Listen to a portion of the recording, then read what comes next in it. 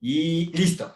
El bridge es un estudio que intenta contestar la pregunta de si es necesario, es buena idea o no, puentear a un paciente, lo que coloquialmente decimos como puentear a un paciente. Y este es un tema que propuse, porque pues, es un artículo seminal que se ha citado, ahorita vamos a ver cuántas veces, y porque nos interesa tanto a los que no sabemos operar como a los que sí saben operar, ¿no?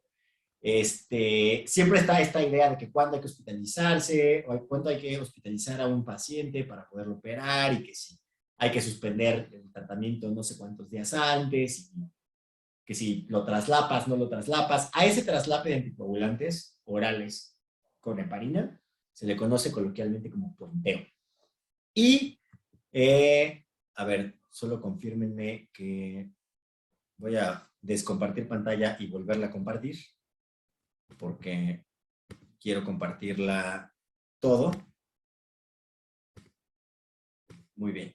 Y lo que vamos a hacer ahora es que, pues más que presentarles diapositivas, les voy a enseñar literal la computadora y cómo, pues cómo funciona cuando, o sea, cuando vi en la votación que ganó el bridge, ¿qué hice? ¿No? Paso a paso, ¿qué hice? Yo ya sabía que el bridge se había publicado en el New England, y literalmente me metí a New England, y si ponen bridge les sale este artículo.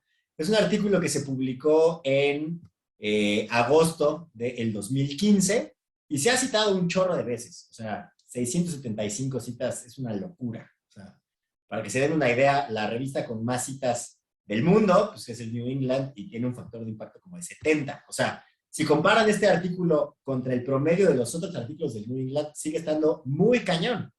Porque un artículo, el factor de impacto quiere decir que un artículo del New England en promedio se citará unas 70 veces. Bueno, pues esto se ha citado casi 10 veces más, ¿no? Entonces, es un paper sotote. Y quiero mostrárselos así, porque también creo que hay valor en que vean cómo la forma, o a veces hasta el formato en el que leemos un paper, influye un poquito en cuánto jugo le podemos sacar. Entre WhatsApps, y de hecho ahí Manuel Márquez nos hizo favor de poner en el WhatsApp el PDF directo. Muchos estamos acostumbrados a leer el PDF directo, y así nos, o sea, ya, así nos acostumbramos. Y está padre porque pues, le puedes poner marcatextos y así. Pues, eso es parte de lo que sí les voy a presentar ahorita. Pero también leerlo en línea tiene sus ventajas. Una de las ventajas, cuando vamos a leer un paper de esos que ya son muy famosos, es que, por ejemplo, en concreto aquí en el New England, te ponen la correspondencia y todas las editoriales relacionadas aquí al ladito. Entonces, además de hacer tu propio análisis, no está de más echarle un ojo a lo que otros han opinado sobre este artículo, y que se publicó también en el New England. O sea, las opiniones que el comité editorial del New England consideró que valían la pena, pues tampoco está mal echarles un vistazo, ¿no? Cuando es un paper pues, que ya es seminal, que ya es un clásico. Entonces, pues eso no lo ves en el PDF, y sí lo ves aquí. Y otra ventaja de estarlo leyendo en electrónico o directo en el website es que algunos de los recursos de lectura te los van poniendo como a la mano, ¿no? Te van poniendo el link al material suplementario, las figuras, en el PDF, luego el texto te queda en una página y luego en el otro, y tiene esas ventajitas que a lo mejor a algunas personas les gustan, a lo mejor a algunas no. No echen en saco roto de repente leer un artículo directo desde el website, y bueno, o sea, tómenlo en cuenta. ¿Qué otra cosa creo que vale la pena y sí me interesaría mucho hacer en este caso? Y de hecho déjenme ver que también puedo compartir el audio.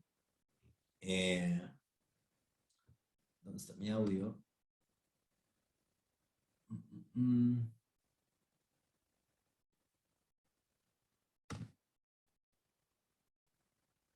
Porque quiero que vean o quiero que escuchen. Le voy a quitar los audífonos, porque ahorita ya se me olvidó exactamente en dónde ponerle para que escuchen lo que yo escucho. Pero, ¿me siguen escuchando? ¿Sí me siguen escuchando? Sí, doctor. Perfectamente. En resumidas cuentas, lo que quiero que veamos es el video abstract que produjo New England para este artículo, y luego lo comparemos con el análisis que hicimos nosotros. Entonces, bueno, otro truco es que el New England tiene sus artículos de acceso abierto abiertos, pero los videos no. Pero demostrando que en el New England se duermen al volante. Eso no importa, porque si ustedes ponen New England Bridge y lo buscan en los videos, los va a llevar al canal de YouTube del New England, en donde está el mismo video y no está restringido, ¿no? Entonces, bueno, o sea, otra muestra de que al New England se le barran algunas cosas. ¿Ya soy mejor? Patients with atrial fibrillation are at increased risk of stroke. To reduce that risk, warfarin anticoagulation is often used.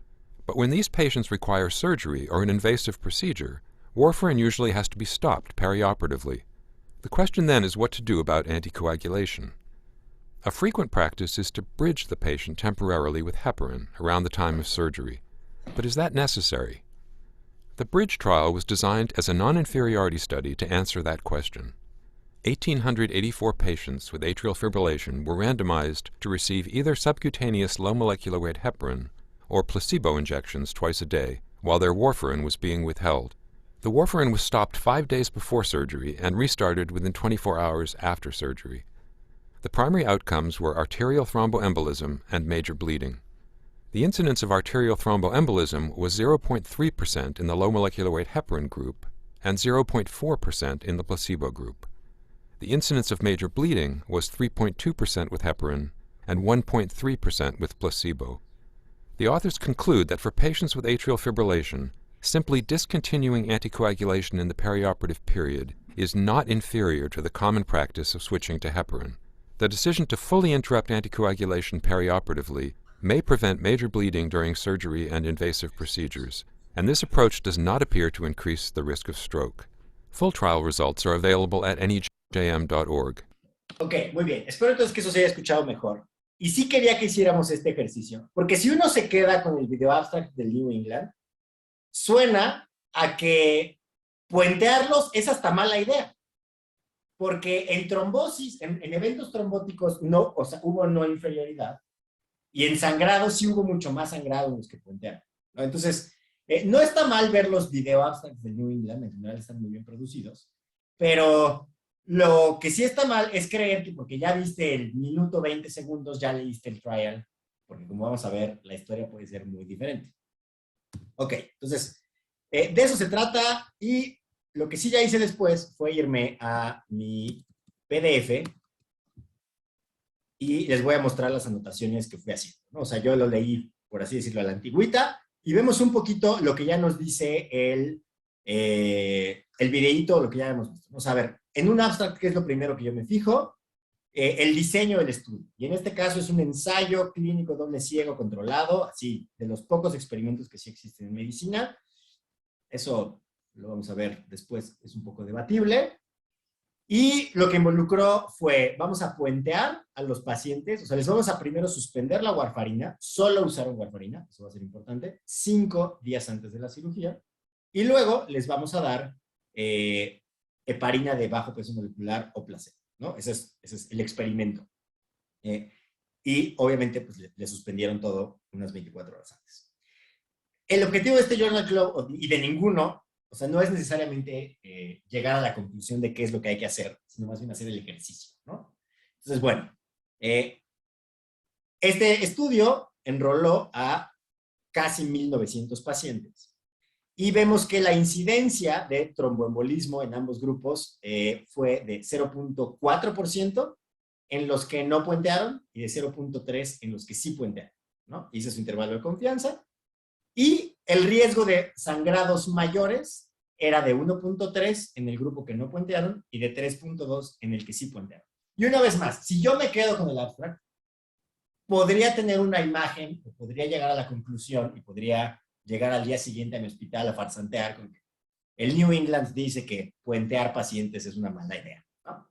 Entonces, estos ejercicios se tratan de que vean que, bueno, es un poquito más complicado que ver el video abstract o simplemente leer el abstract, ¿no?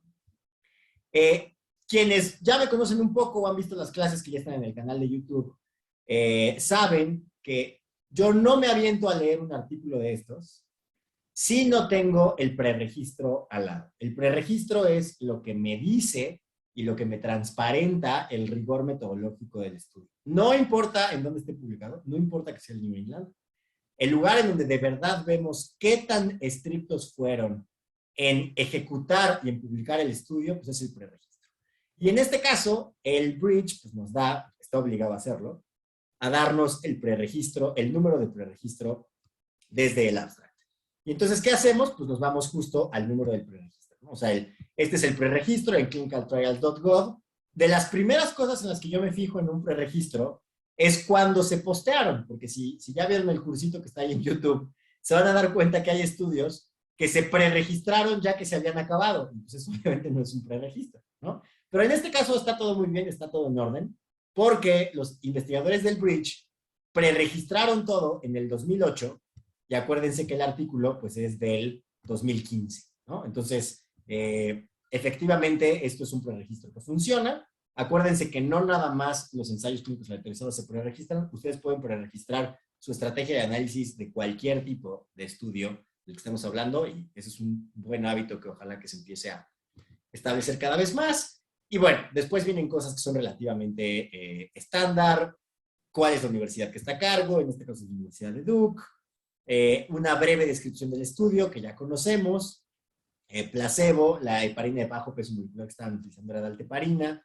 eran pacientes con fibrilación atrial, aquí les cuentan un poquito más del estudio, todo esto lo pueden leer, por así decirlo, como a vista de pájaro, mientras, o sea, a menos que algo no les llame la atención, pues pueden simplemente irlo escaneando, por así decirlo.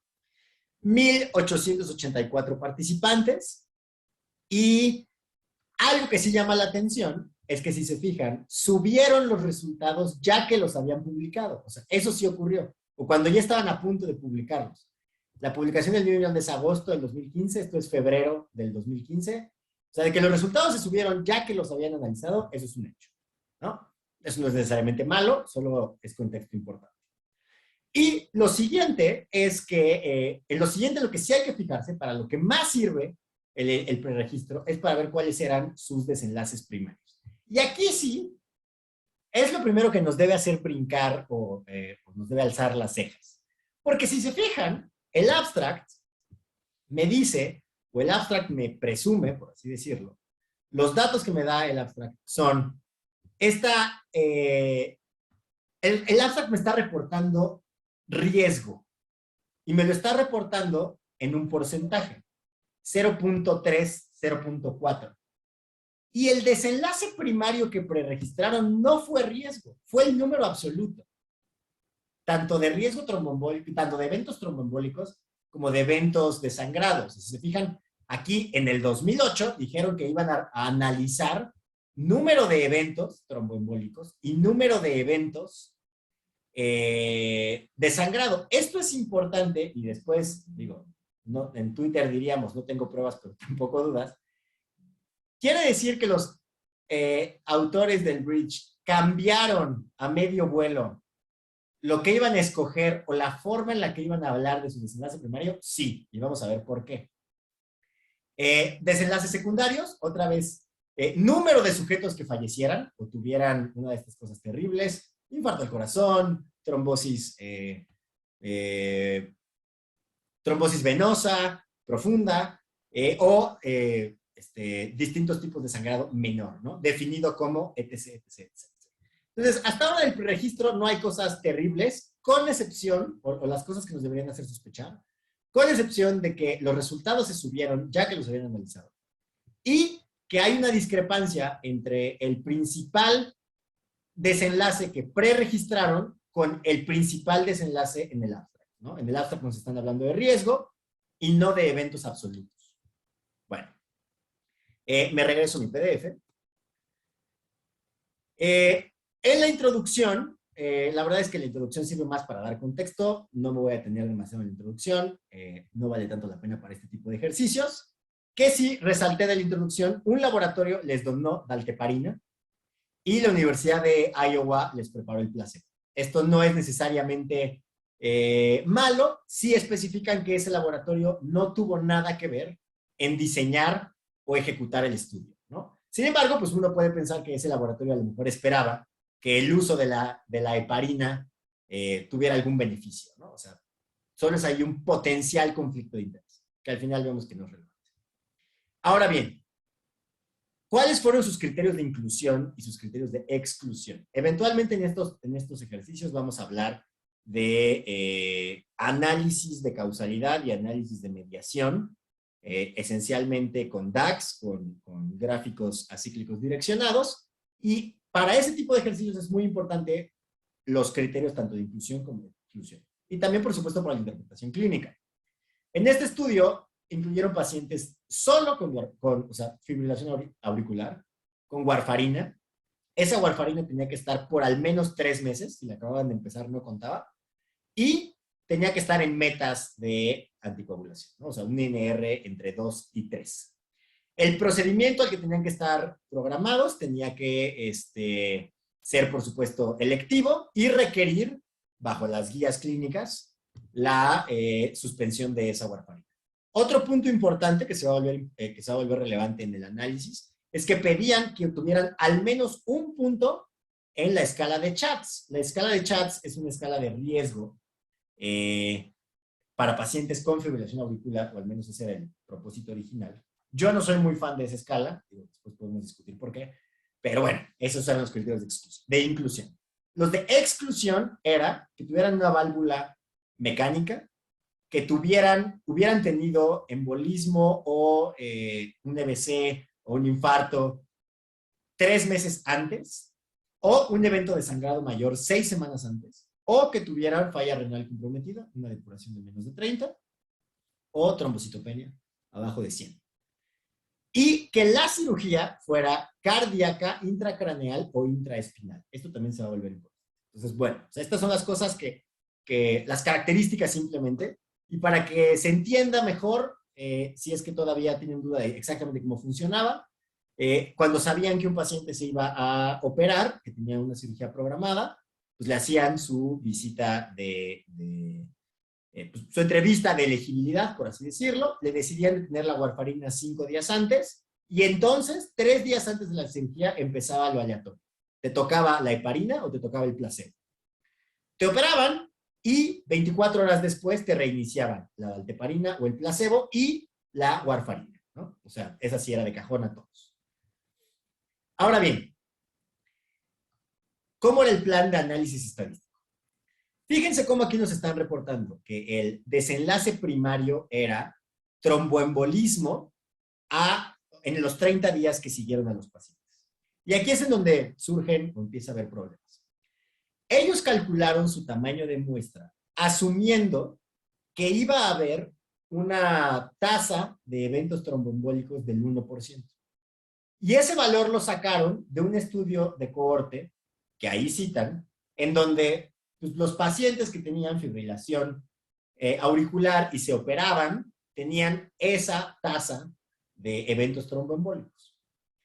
El problema está, bueno, ese era su plan original. Además, acuérdense que este estudio estaba planeado como de no inferioridad.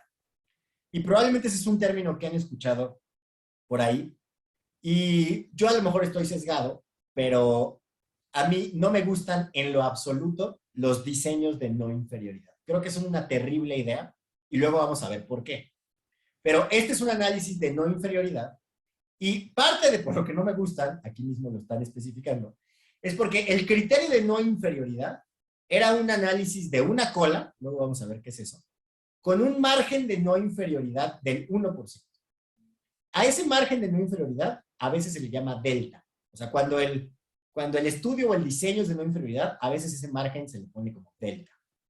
Y determinaron que la hipótesis de inferioridad iba a ser rechazada. Acuérdense que en estadística clásica no se aceptan las hipótesis, o se rechaza o no se rechaza la hipótesis nula. Si el intervalo de confianza superior era de menos de 1%, en las tasas de incidencia. Y preespecificaron que el intervalo del 95% iba a ser calculado con el test de Van Aert, porque permite hacer este tipo de cálculos de muestra, y aquí viene otra cosa que nos debe alzar las cejas, con tamaños de muestra pequeños. Es decir, ellos ya estaban anticipando que el tamaño de muestra iba a ser pequeño. Para la vida, en general, no importa no importa el diseño, ni importa la prueba de hipótesis, un tamaño de muestra pequeño sube las probabilidades de que mis intervalos de confianza vayan a ser anchos, de que yo vaya a tener mucha dispersión. Y otra cosa que nos debería de hacer escépticos es que si se fijan, el desenlace primario, por eso lo puse en rojo, está pensado en un análisis a una cola, el de tromboembolismo. Pero el desenlace primario de sangrado sí está pensado de forma más normal, por así decirlo, con un análisis a dos colas, para la misma magnitud, para 1%. Entonces, pues primero, o sea, esto sí invita a la pregunta, ¿por qué escogieron que un análisis fuera a una cola y el otro análisis fuera a otra cola? O sea, no queda muy claro esa discrepancia. Y los problemas se siguen añadiendo cuando nos cuentan que cuando ya habían reclutado 850 pacientes, fue evidente que la tasa de eventos tromboembólicos que ellos esperaban iba a ser mucho menor, de menos de la mitad de lo que ellos esperaban. Lo que quiere decir que iban a necesitar muchísima más muestra. Y eso para un ensayo clínico aleatorizado que ya empezó, es terrible, porque quiere decir que a lo mejor si te planeabas tardar 2 años, te vas a tardar 6. Si tenías que reclutar, en este caso, a 1000 y tantos, ahora tienes que reclutar al doble. Y entonces cuentan que cambiaron el tamaño de muestra no una, sino 2 veces. Porque ya que vieron que, bueno, no iba a ser tan bajita, pero sí, pero no, ok, nos vamos a quedar con 1882. Esto está muy lejos de lo ideal. O sea, un buen tamaño de muestra o cuando las cosas salen bien, o sea, no es que sea pecado mortal, no es que ya por eso todo el esfuerzo se haya ido a la basura, pero esto deja claro que los investigadores cambiaron el tamaño de muestra ya conociendo cómo se iban distribuyendo los resultados. Ahora bien, vamos a la figura en la que nos describen el reclutamiento y aquí hay 2 cosas que primero llaman la atención.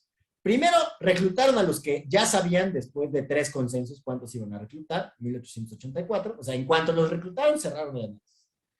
Y 2, que una muestra nada despreciable de pacientes, 544, fueron retirados por un médico. Es decir, ya que habían visto, ya que habían excluido, va de regreso, lo voy a refrasear.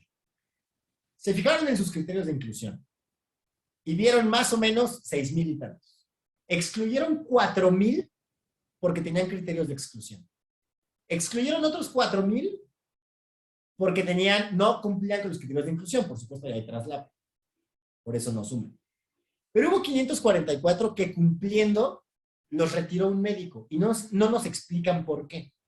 O sea, esto quiere decir que poquito más del 30% de las veces, un médico en su criterio dijo, no, mejor tú no te metas esa madre. Mejor tú quédate con el tratamiento estándar. Y, a ver, no tenemos por qué pensar que, o sea, esa fue una decisión informada, de la cual no tenemos más información. Entonces, tampoco es ideal. Empiezan a describirnos justo lo que vemos en las figuras, no me voy a detener demasiado en eso, y en lo que sí me voy a detener es en uno de los pecados capitales de la tabla número 1. La tabla número 1 en un ensayo clínico suele utilizarse para describir a los grupos, o sea, cómo eran los que cayeron en el grupo que sí se puenteó y cómo eran los que se cayeron en el grupo que no se puenteó. Y para empezar vemos que los grupos se parecen en tamaño, ¿no? O sea, 950 de un lado, 934 del otro. Y sí se parecen en edad, ¿no? 71 y 71, la proporción de hombres en ambos grupos era similar, etc, etc, etc. ¿Cuál es el pecado capital de esta tabla? Que la tabla 1 no debe de llevar nunca valores de P. Aquí no los pusieron, pero no nos los pusieron en la tabla, pero sí en el texto. No tiene ningún sentido calcularle valores de P a la tabla número 1. Porque si tu ensayo clínico es aleatorizado, cualquier diferencia estadística que encuentres entre grupos, ya sabes que fue por el azar. O sea, mucha gente cree que en la tabla 1 estás demostrando que tus grupos son comparables, pero eso no es cierto. O sea, ya aleatorizaste. Cualquier diferencia que encontraras, pues por pura definición, es producto del azar y no importa. Entonces, aguántense la tentación de ponerle valores de P a su tabla número 1 y sospechen de un estudio que no se pudo aguantar la tentación de ponerle valores o de analizar las P's de la tabla número 1. La tabla número 2 en realidad es una continuación de la tabla número 1, porque nos siguen describiendo simplemente cuántos tenían warfarina para este tipo de procedimiento, cuántos recibieron, cuál fue la dosis, cuál fue el tiempo en la que se inició. Esto sigue siendo una tabla 1 disfrazada de tabla 2 y aquí siguen sin aguantarse las ganas de poner valores de P. Eso tampoco estuvo tan bien.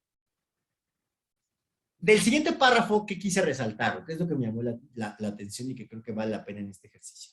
El análisis que hicieron para su desenlace primario, además, se hizo, y aquí ponen as treated, por tratamiento, y la contraparte de esto, y que a lo mejor ya han visto en estudios, es análisis por intención a tratar.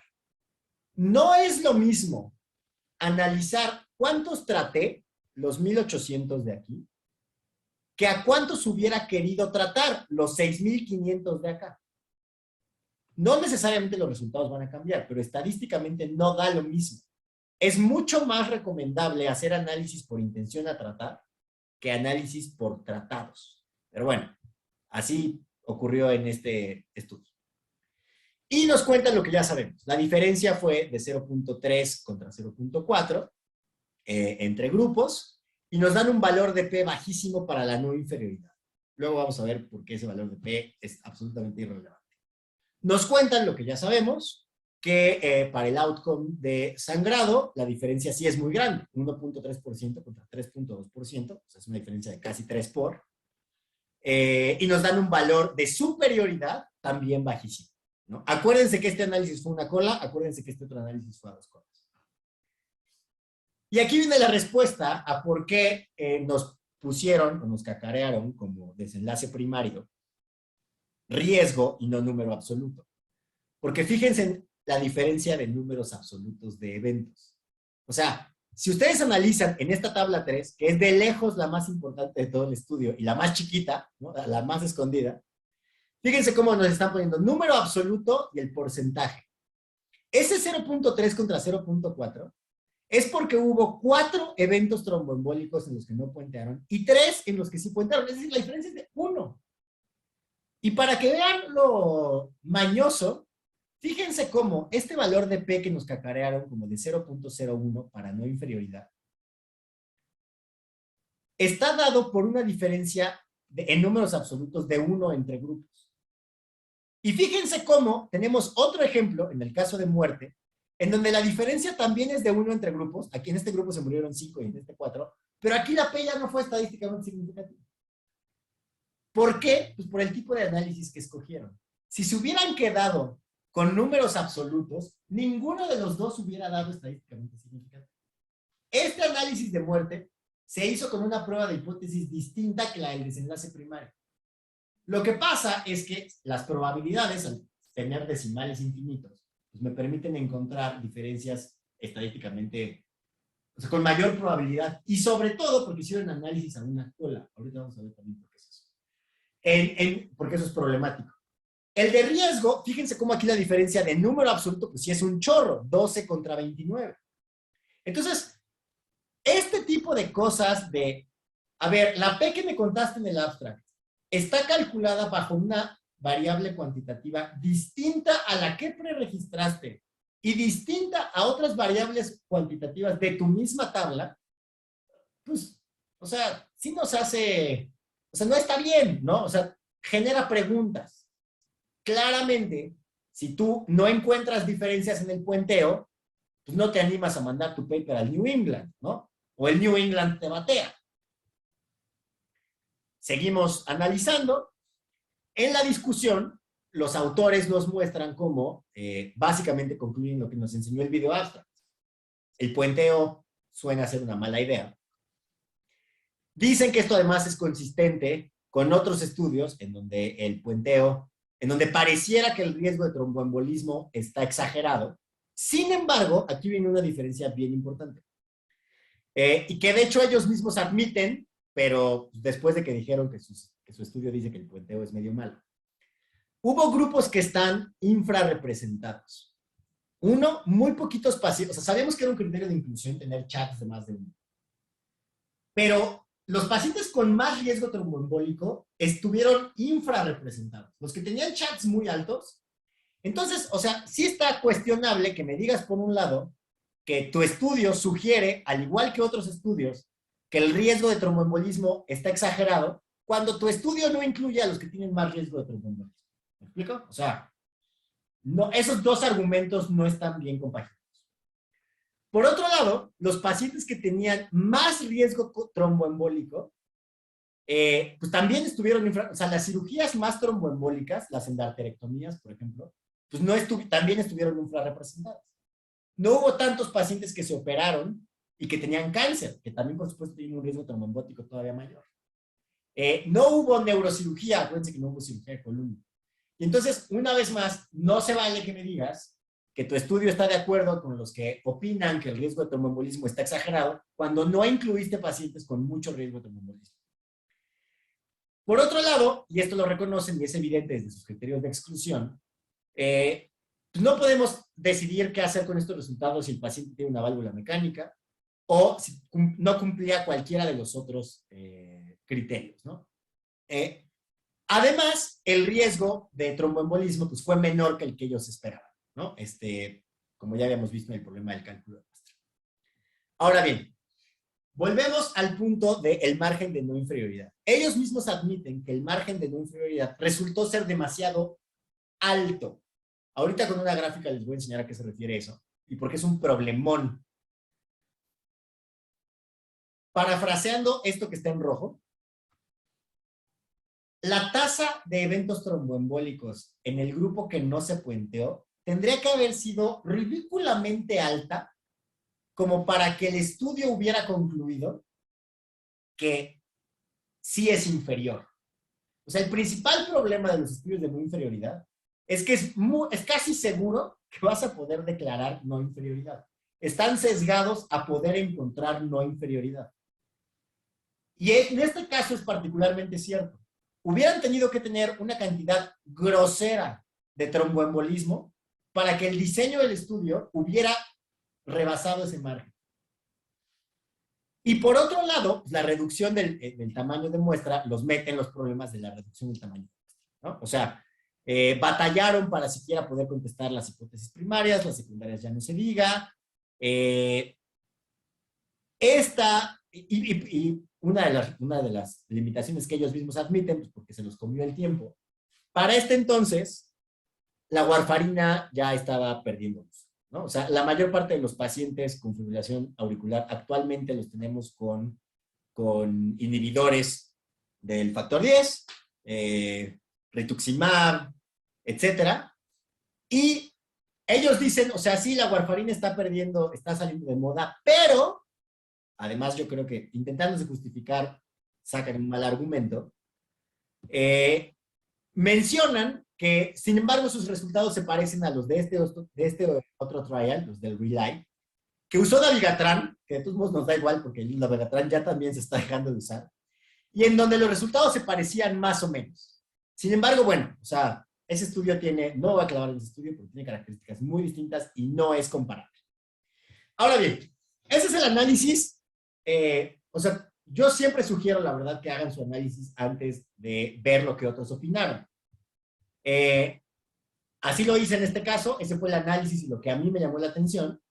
Y luego me fui a la parte de la correspondencia, que les digo que ahí sale y que siempre está bien ver lo que otros que analizaron el mismo estudio que tú, pues seguramente encontraron cosas que tú no, y etcétera, etcétera.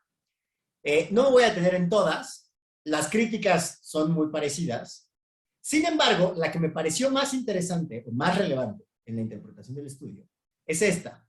Dado que la tasa de tromboembolismo fue mucho menor que lo que consideraban, y esto tiene que ver con lo que les digo del margen de no inferioridad, el riesgo aceptable, o sea, este estudio, por cómo se calcula el riesgo relativo, el riesgo aceptable para este estudio hubiera sido un riesgo no de 1%.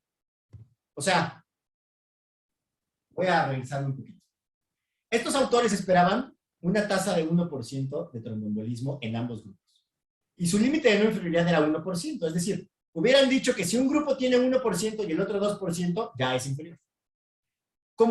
Por cómo se calcula el riesgo relativo, y la incidencia fue mucho más baja, el riesgo que hubiera sido aceptable bajo este diseño ya no es de 1 ni de 2, es de 4.3, lo cual es un incremento en ese límite de más de 4.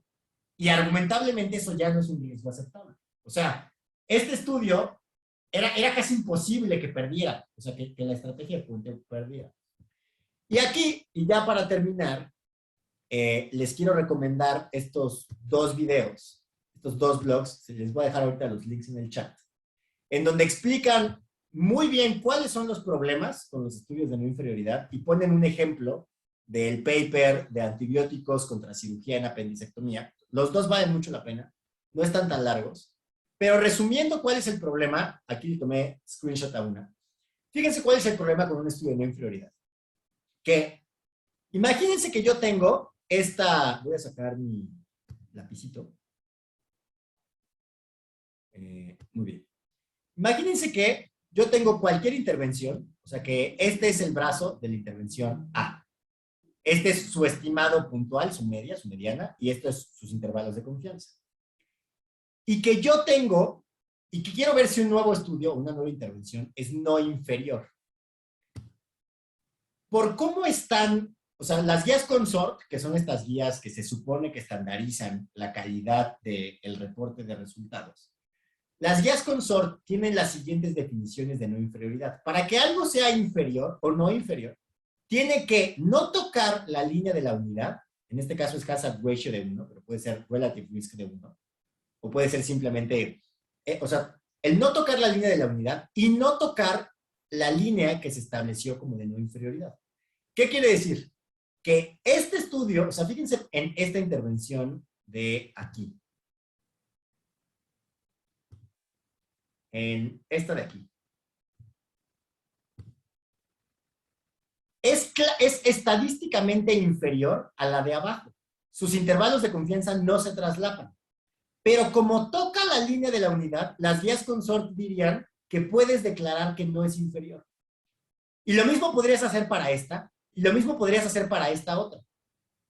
No solo eso, a pesar de que tuvieras, y voy a cambiar el color, fíjense cómo, si yo tuviera ahora esta línea de acá, ay, jole, no, me equivoqué. ¿Cómo borro? Si yo tuviera esta de aquí, una vez más, mi intervención de abajo es estadísticamente superior. Sus intervalos de confianza no se traslapan. Pero como toma la unidad y como toma el margen o la definición de no inferioridad, las guías Consort dirían que eso es inconcluso. Cuando además, fíjense cómo el intervalo de confianza de esta intervención es enorme. Seguramente porque la muestra era pequeña, por eso es importante lo de la muestra. Es decir, el problema con un ensayo de no inferioridad es que está demasiado sesgado a que no digas que tu intervención es inferior. Entre otros argumentos que vienen muy bien explicados en el video. El siguiente problema es que esta línea de no inferioridad, que por el caso del bridge es del 1%, es relativamente arbitraria. O sea, siempre puedes cuestionar por qué del 1% y no del 2%.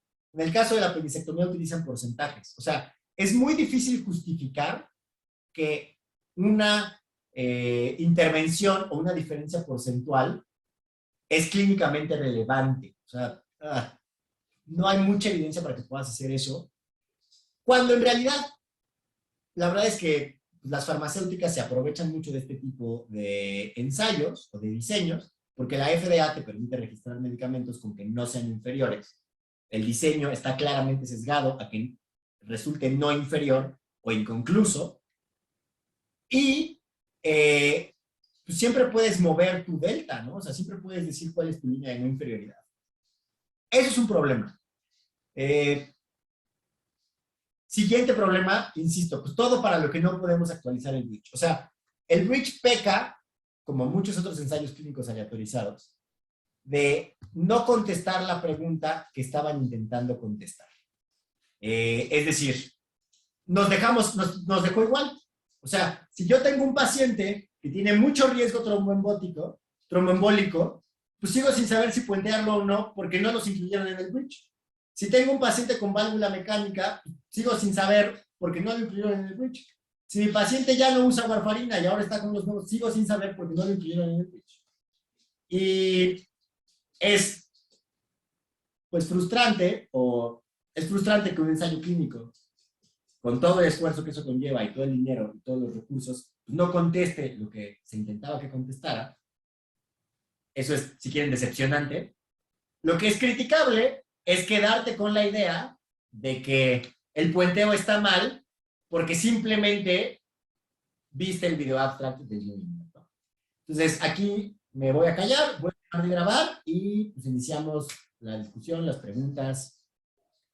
Ya ahora hablen ustedes.